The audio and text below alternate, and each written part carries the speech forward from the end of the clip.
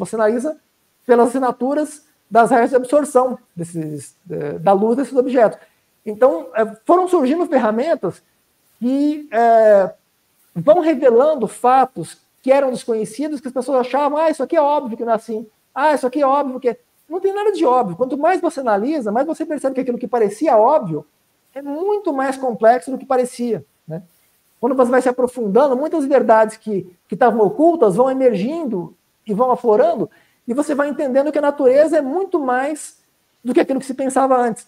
E aí você vê o cara falar, isso aqui está errado, isso aqui está errado, depende. O conceito de certo e errado já é muito complexo, né? Tem situações que você pode tratar como certo e errado, geralmente dentro do sistema axiomático. Quando você passa muda alguma coisa no sistema axiomático, ou quando você muda qualquer detalhe em alguma situação, você já pode mudar a interpretação daquilo, né?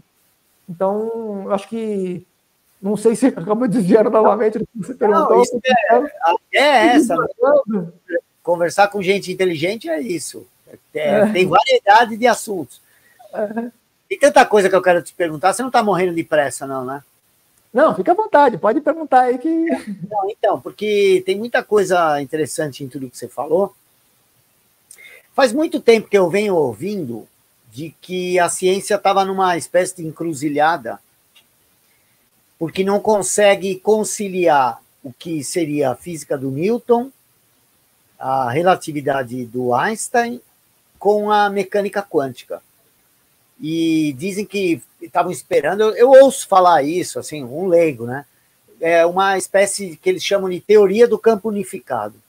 Só aí desde os anos 90, quando eu escrevi uma ficção científica com nanotecnologia, uma coisa que eu fiquei fascinado na época por isso, e eu comecei a pesquisar na época, e o que se falava era que precisava encontrar essa teoria do campo unificado, né? Eu queria saber como você vê isso daí. Bom, eu conheço um pouco de relatividade, mas não conheço muita coisa de mecânica quântica. Eu tenho uma noção, assim, razoável, mas não conheço profundamente. Conheço um pouco de física de partículas e mecânica quântica, que estão ligadas a isso.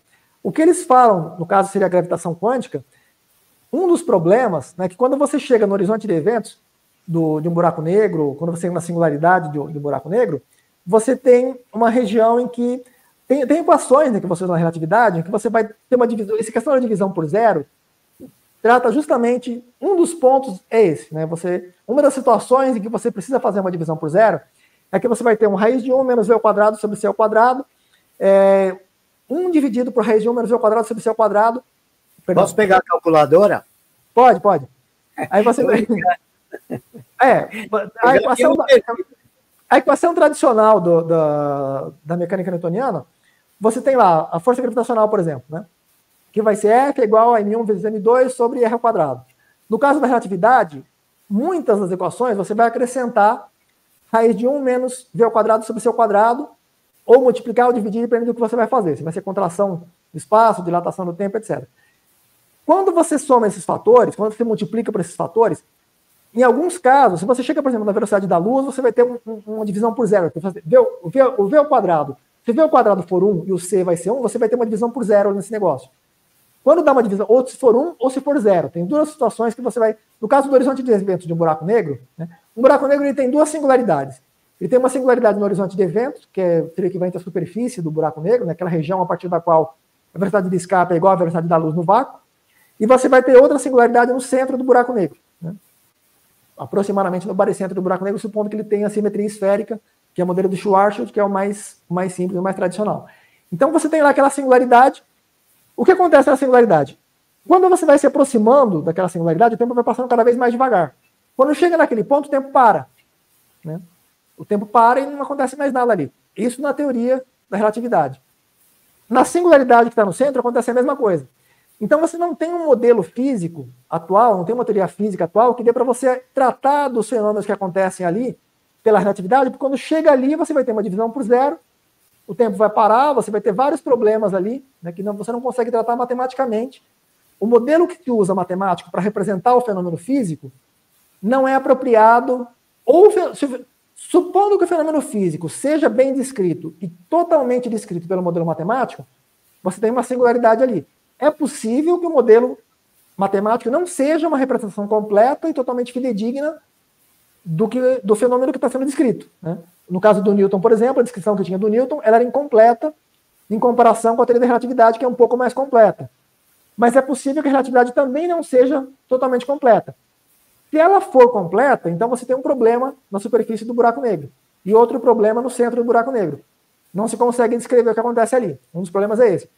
Outro problema é no caso dos buracos negros, dos mini e micros buracos negros, que eles teriam que evaporar pela radiação de Hawking, né?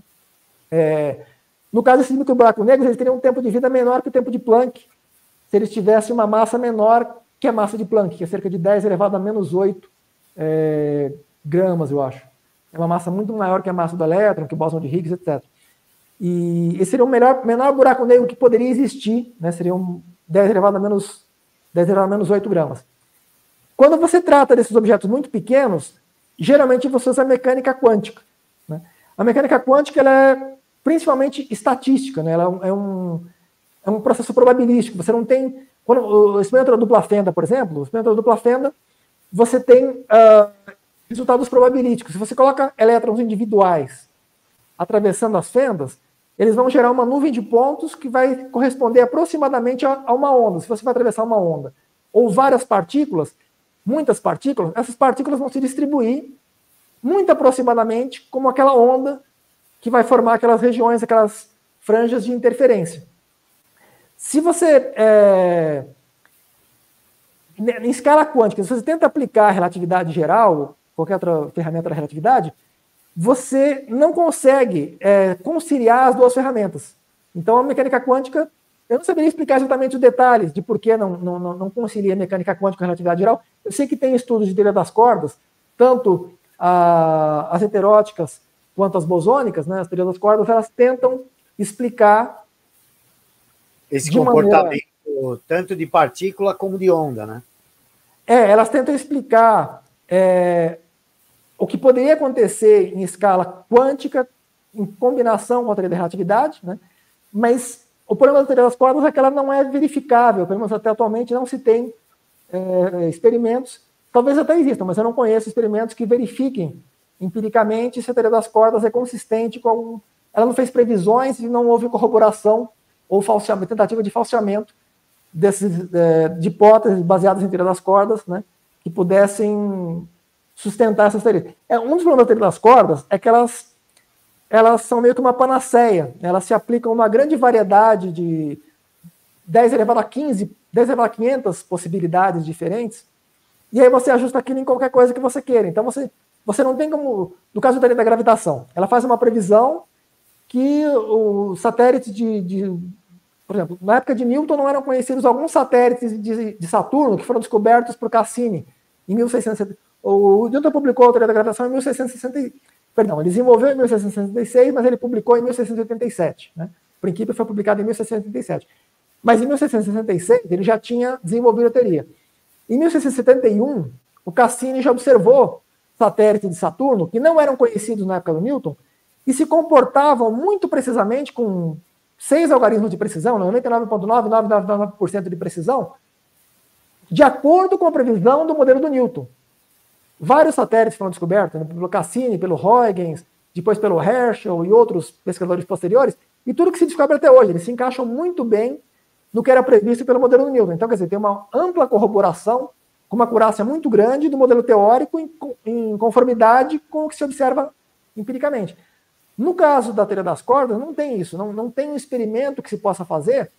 Um dos motivos é porque o Newton ele previa exatamente a posição que devia estar o satélite em cada momento. No caso da teoria das cordas, ela não prevê a posição que tem que estar. Se tiver aqui, você tem esse modelo. Se não tiver, você tem 10 elevado a 500 outros modelos que vão encaixar em qualquer... Vê se eu entendi certo. Numa explicação dessa da dupla fenda, por exemplo, primeiro que eu vi uma tentativa de explicação, né, para essa mudança de comportamento de partícula, uma hora parecia onda, né, como uma tentativa de explicar tendo a existência de um multiverso, né? Pois é, uma das possibilidades é essa. Uma das explicações foi essa. Mas isso que você falou sobre... Não, mas primeiro essa, depois eu gostaria de de saber o que você pensa a respeito dessa tentativa de explicação. Porque a ideia de multiverso também explica várias outras questões meio insolúveis aí da ciência moderna, não é? Eu vou citar um exemplo que acho que é melhor para visualizar essa questão, que é a comparação do modelo de Ptolomeu com o modelo do Newton para descrever o movimento dos astros, né? O modelo de Ptolomeu, você tem um epiciclo, né? Tem um deferente, tem um deferente e vários epiciclos conectados. É um círculo, você tem a Terra no centro, tem um círculo em volta. Depois você tem outro círculo em volta daquele outro círculo. Se você pesquisar no YouTube agora, você encontra um caso que eles usam 1000 epiciclos para fazer um desenho do Bart Simpson, né? Quer dizer, você consegue representar qualquer órbita que você queira se você coloca uma quantidade suficiente de epiciclos. Se você, no caso do Eudóxio, o Eudóxio começou com um modelo mais simples, tinha menos epiciclos do que o modelo do Ptolomeu. Depois foi passando por aprimoramentos, até chegando no Ptolomeu, que tinha vários epiciclos. Tinha acho que 54 epiciclos, se não me engano, no modelo do Ptolomeu. Com 54 epiciclos, ele tinha um modelo quase tão bom quanto o modelo do Copérnico. Talvez eu tenha alguns aspectos era melhor e outros aspectos era pior. Se o Ptolomeu usasse um deferente, um equante no centro do sistema, ele conseguiria um modelo melhor que o do Copérnico até, né? Mas sem o equante, ele tinha um modelo que era muito semelhante, ele conseguia representar muito bem os movimentos que você observa dos planetas com aquele modelo teórico. O modelo era errado, assim, errado no sentido de que a estrutura que se observa no universo em 3D não é aquela. A gente não conseguiria fazer uma viagem até a Lua usando o modelo do Ptolomeu, né? Não daria para fazer uma viagem até a Lua.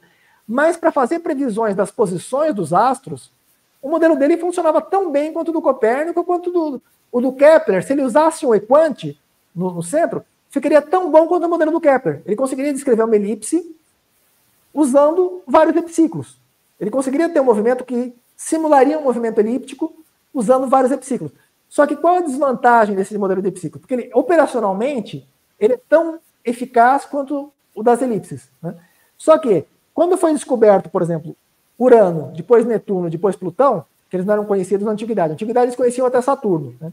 Urano foi descoberto em 1781, depois Netuno em 1846 e Plutão em 1930.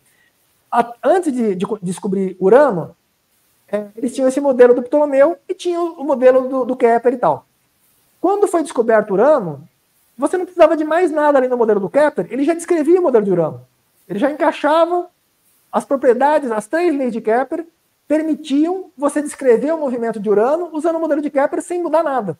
Agora, pelo modelo de Ptolomeu, você precisaria criar novos epiciclos, novos equantes, ajustar tudo de novo para descrever Urano. Quando foi descoberto Netuno, tudo de novo teria que ser ajustado para representar Netuno. Plutão, para cada planeta, para cada objeto, para cada sistema binário, para cada galáxia, para cada objeto que tem um objeto em órbita, para cada satélite girando em torno de um planeta, você precisaria criar um novo modelo com novos parâmetros, ajustar esses novos parâmetros para que se encaixasse e conseguisse representar aquilo que você está observando. O modelo do Kepler, não. O do Kepler, que depois foi mais generalizado pelo Newton, né?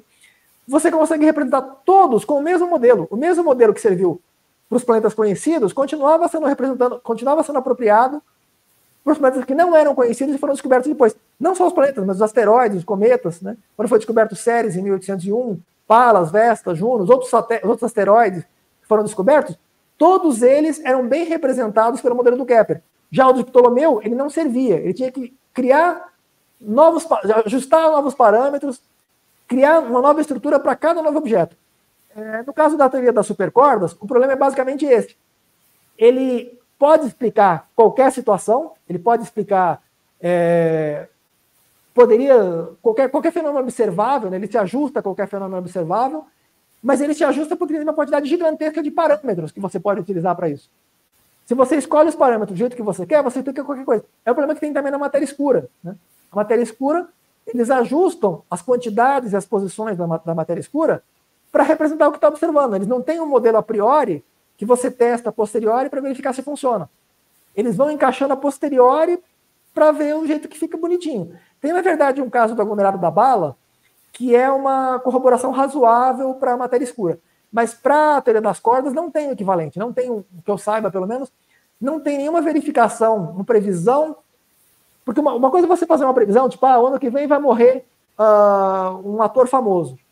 Todo ano morre um ator famoso, então é muito fácil você fazer uma previsão desse tipo e acertar.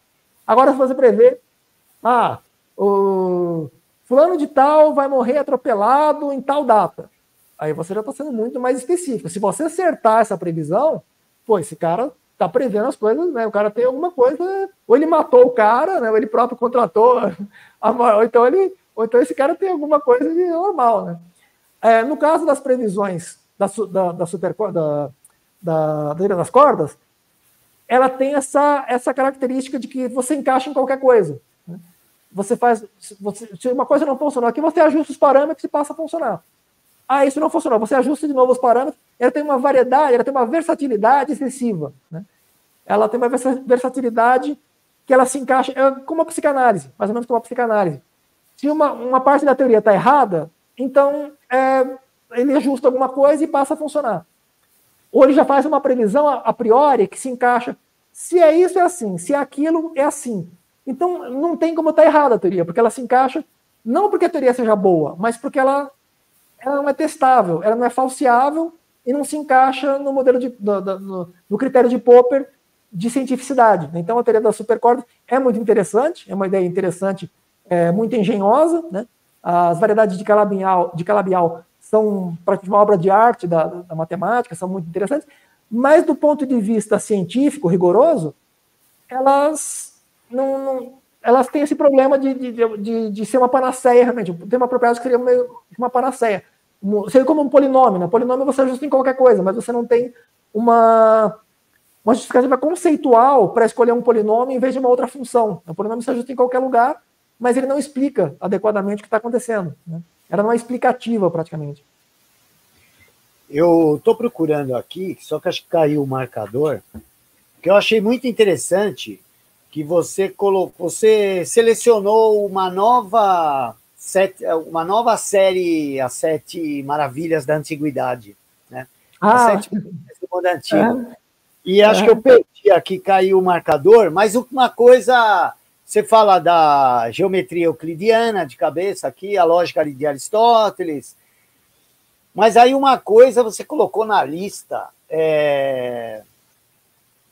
que foi a coisa do epicurismo e do hedonismo. Eu não entendi essa. Por que você acha que isso é uma maravilha da vida?